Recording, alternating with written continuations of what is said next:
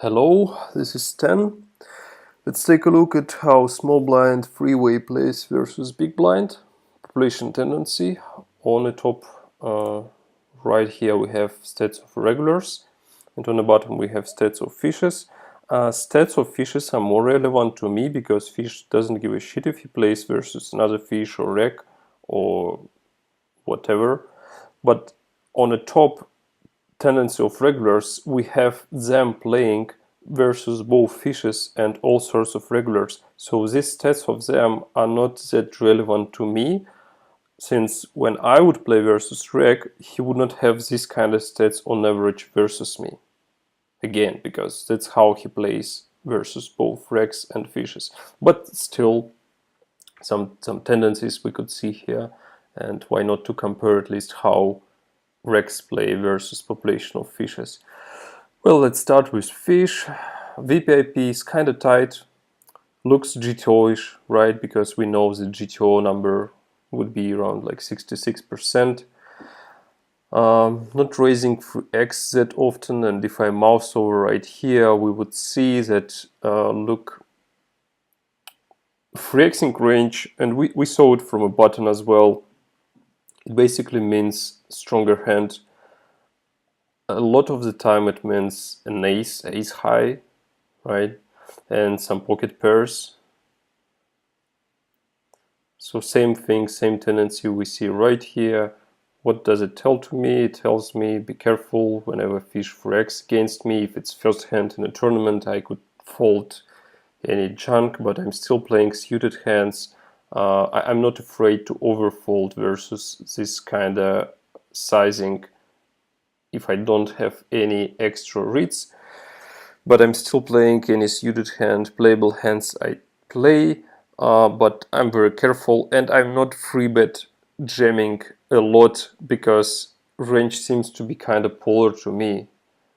It would be mainly hands that he's happy to go all in with, or some air type of a hands, and I'm basically never free bet bluffing against free X sizing from unknown opponent.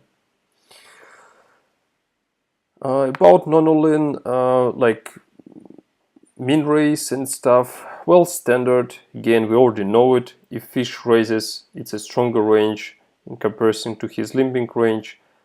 You could see that these Broadway cards, we see them way more often in a green, which is raising range, and comparing to limp strategy, which is blue in this case, and in a blue range, we see mainly like this medium strength hands. Pretty much same thing what we saw when we analyzed button pre-flop strategies of them. Not folding to free bet that often. This is interesting actually. It's like, I think that regulars they don't free bet non-all-in often enough, both freeway blind versus blind and heads up. I think we have to free bet non-all-in for value. Some Broadway cards like King Queen suited, almost no one for whatever reason free bet non-all-in, free bet this hand non-all-in, but I think it has a great value and high win rate if we free bet non-all-in this hand. Look, they simply don't fold. Very weak hands, which we dominate, and we're so big equity favorites against this range. And I think they don't 4-bet jam bluff that often, so I don't mind to like 3-bet non-all-in King Queen offsuit and fold it to a jam 25 big blinds deep. But let it be not strict instruction for you how to play, but I encourage you to think about it and find proper situations to at least consider to have wider 3-bet non-all-in range versus fish. Limp, we already talked about it. Fold to non-all-in or on average 30%, which is quite small. Look, compared to regulars fold to non-all-in ISO 48%. Again, I think that I have to ISO for value very, very wide. And speaking about bluffs, as you might already know, I'm a huge fan of playing very big, huge ISO frequency versus non-known guys versus unknown guys, and I explained it the way that yes, preflop I don't have auto profit, but they don't limp jam that often, look, only 6%, and if I mouse over, let's say, deep game, we will see mainly pretty much strong hands in his limp raising range. So I don't need to worry to ISO and then fold my like good equity or even better hand. And compared to how often regulars limp jam, 16% on average, 17 deep game. And that's what I'm interested a lot. This is fold frequency after we did ISO preflop. So with ISO preflop he calls and then he folds to c-bet 48% of the time. And even to small bet size, look, to a bet size which is lower than 0.4 pot size, he still folds 43% of the time, which is like a lot. They play very straightforward and they give up so much that I think this move, just ISO preflop and then changing my sizings post flop, and pretty much I would very often c-bet on a flop, varying my sizings. I would not c-bet on the boards like 10-8-7 double suited. It's too connected and I know that he doesn't fold there that often, and it's safer for me to go for delay. And by the way, they fold to delay c-bet even more often. So I would gather this information by checking back and then reconsidering on a turn if he checks to me again or not. But on most other boards, dry boards, we have such a profitable c-bet on a flop.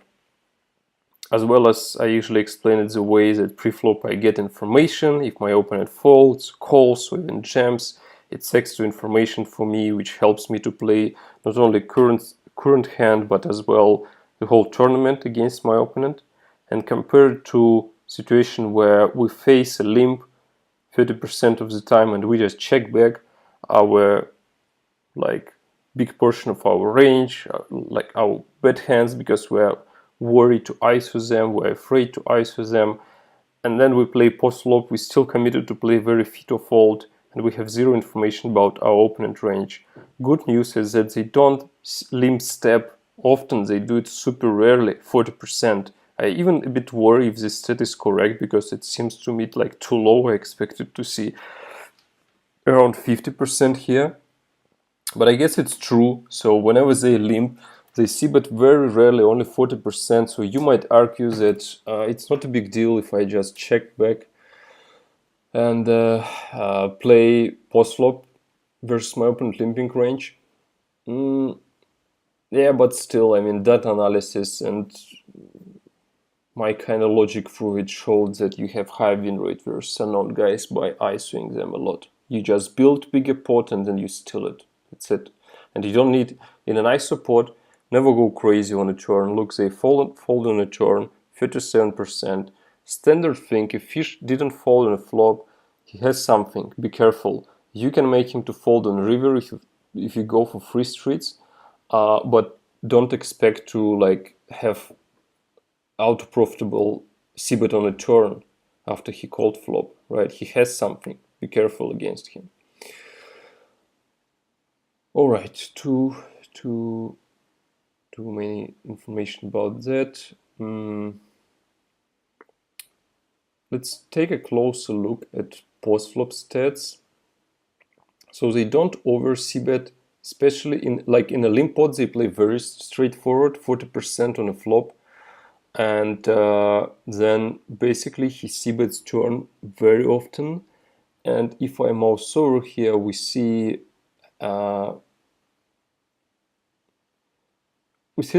like they pretty much have something whenever they c-bet on a turn. So have to be very careful against double barreling from a fish in a limp pot. In a race pot, I believe it's like slightly different, because in a race pot they just have like more like interest and this initiative. That's why they c-bet more often. Look, 40% comparing to 66. So they just on autopilot c-bet more, and look, they have way more weaker hands in the range. Let's check here. Yeah, not the same to me. I mean, I think in a limp port, because they just don't see it in a limp port on autopilot, they don't have initiative, and even regulars do this kind of mistake sometimes. They limp and and then on a flop they accidentally gave up a hand. Same thing I see in how fishes play, but not in a race port. So in a race port their range is more like polar. They have more bluffs, looks like, and I believe on the turn they would have, yeah, like slightly more bluffs as well. So I would trust to a fish in a limp pot, and I would be careful in a race pot. Yeah, there would be. I would play maybe wider as well. Pot is like bigger, so I would just take a look at chances I have and stuff. Still playing very straightforward, but knowing that I need to be like extra careful in the limp pot and don't go crazy versus fish like seabeds, especially in a small pot. I don't need to fight for it that much. Another thing is whenever they check, especially again in a limp pot, they fold 52%, flop, turn 55, river 58. So whenever fish shows you like a weakness, it's kind of true. You can just steal the pot. Basically, whenever he checks to you, you can c-bet. It would not be a mistake if I would even give you like this kind of strict advice. Whenever fish checks to you, shows a sign of weakness, you could go and steal this pot. But same time, yes, in reality, use your brain and compare to all available options you have. In race pot, they do it like almost 10% less often, so they fold only 43% of the time. Well, just stronger range they have in a race pot, and some hands they want to go for showdown with, they check always and stuff, so easy to explain. But still on the turn, especially on the river, look how often do they fold.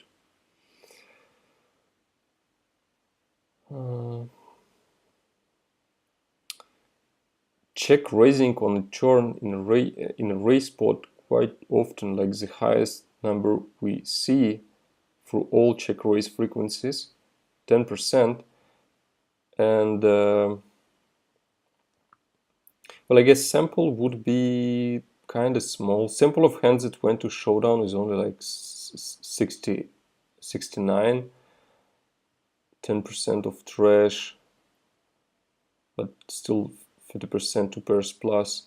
Well, still it's strong, so be careful against any sign of aggression from a fish, especially this kind of like check raises on a turn, on a river. Yeah, not big sample at all.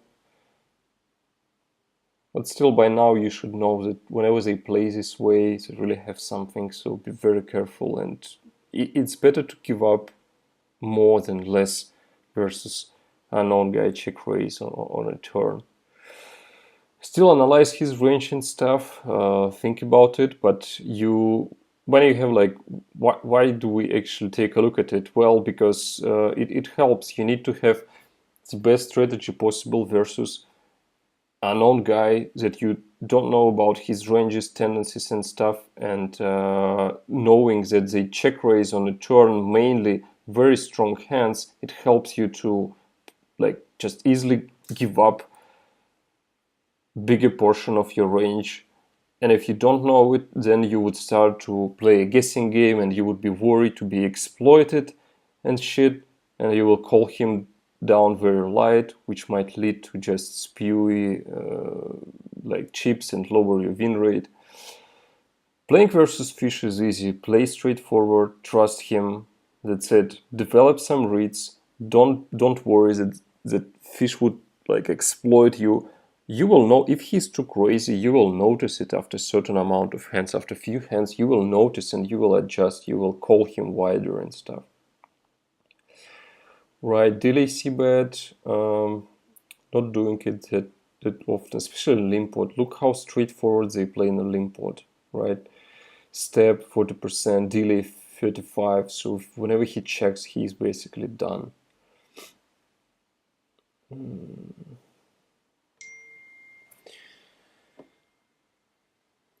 a little bit about regulars.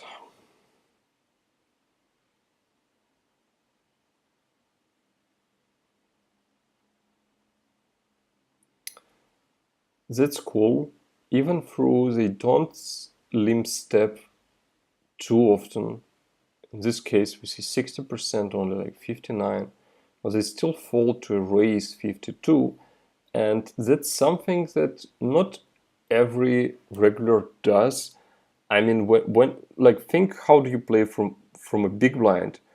If you raise like often enough, and if you raise in a certain spots on a flop to your opponent, c-bet after he did raise, or even to limp step, because in a limp pot, look, it works quite nice. So consider this move. Consider to raise immediately on a flop to gain some, like, maybe auto profit depending on the board structure, to gain information, to get initiative, and then decide on a turn in position if you wanna apply pressure on him or if you just take a free river card to see. On a flop, they don't give up after they check as often as fishes do, which is quite easy to explain, especially like in a limp pot. Look, they just check call, but the c-betting range is still like too weak.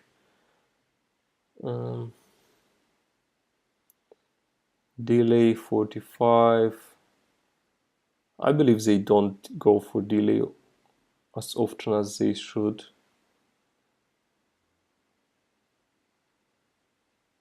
C-bet, check, check, fold.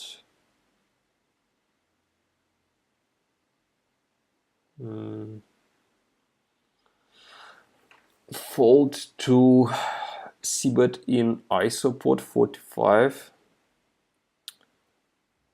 Yeah, again, I mean, I can't construct my strategy depending, relying fully on these stats of regulars, because as I noted, this has their stats not only against me or other regulars, this has their stats versus all sorts of players. So they're not that relevant. I can just browse them, maybe figure out some tendencies, but I can't make my strategy fully relying on these things. Versus unknown guys, versus fishes, yes I can, and I have to, I must have to rely on it. Versus regulars, no, not really. Well, anyway, you could make screenshots of these stats and think about some other things. If you have any questions or extra thoughts about these stats, text me.